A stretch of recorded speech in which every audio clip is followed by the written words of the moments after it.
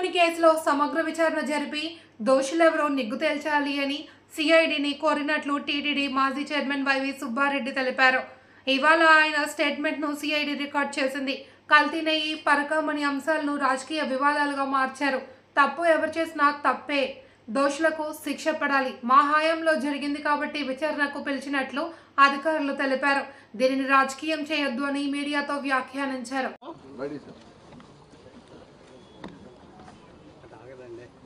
పరకామణి విషయంలో AP CID వాళ్ళు ఈరోజు నన్ను విచారణకు రమ్మని అడిగారు. వాళ్ళకి చెప్పిన దాని ప్రకారం ఈరోజు 10:30కు వచ్చాను. ఇప్పటి వరకు వాళ్ళు ఏ అంశాలపై అయితే నాతో వివరాలు అడిగారో అవన్నీ కూడా వాళ్ళకి క్లారిఫై చేయటం జరిగింది. ఈ విషయం స్వామివారికి పరకామణి విషయంలో జరిగింది. ఇది చాలా ఘోరం. ఇట్లా దొంగతనం జరగటం, దీనిపై సమగ్రంగా విచారణ జరిపి ఎవరైతే బాధ్యులో ఎవరు దోషులో వాళ్ళు నిర్ధారణ చేసి వాళ్ళు పట్టుకొని కోర్టు ద్వారా వాళ్ళకి సమగ్రంగా ఏ విధంగా అయితే జరగాలో ఆ విధంగా జరిగే విధంగా మీరు అన్ని చర్యలు తీసుకోండి. వాళ్ళకి కోర్టు చెప్పిన మేరకు మీకు అన్ని విధాలా సహకరిస్తామని చెప్పడం జరిగింది. ఇప్పుడు వాళ్ళు అడిగిన వాటన్నిటికీ నేను సమాధానం చెప్పానని చెప్తే ఇంక విచారణకి అర్థమేముంటుంది చెప్పండి. వాళ్ళు విచారణ చేస్తున్నారు. వాళ్ళు అడిగిన వాటన్నిటికీ నేను సమాధానం చెప్పడం జరిగింది.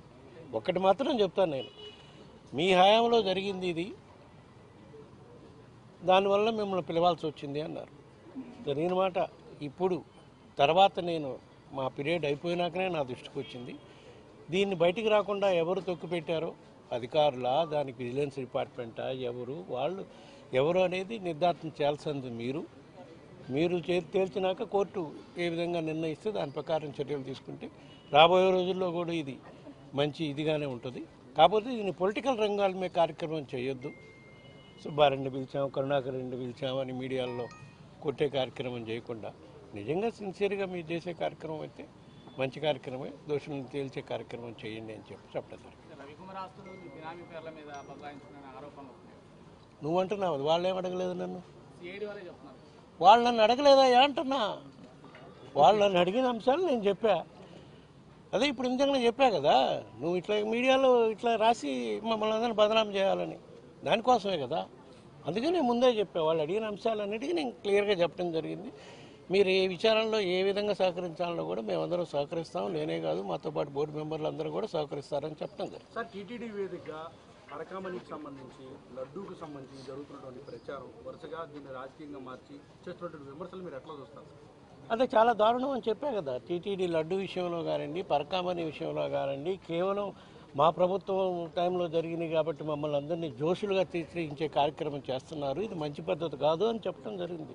నిజంగా మీరు ఎంక్వైరీలు చేస్తున్నారు కాబట్టి దోషులు ఎవరో తేల్చండి, వాళ్ళ కోర్టు ద్వారా శిక్షలు పడేటట్టు చర్యలు తీసుకోండి. దానికి మేము సహకరిస్తామని చెప్తున్నాం కదా. అక్కడ లడ్డు విషయంలో సిట్కి కానీ, ఇక్కడ పరకామణి విషయంలో సిఐడికి కానీ మేము సహకరిస్తామని చెప్తున్నాం. వాళ్ళని దాన్ని తేల్చనియండి. అందుకే మనం సహకరిస్తున్నాం. మనం తప్పు చేసింటే వాళ్ళకి ఎందుకు ఆ విధంగా సహకరిస్తామని చెప్తాం. మనం ఏ తప్పు చేయలేదు కాబట్టి మేము ధైర్యంగా వాళ్ళు ఎప్పుడు పిలిచినా వచ్చి వాళ్ళు సహకరిస్తామని చెప్తున్నాం. తెలీదు, నాకేం చెప్పలేదు. Okay, thank you.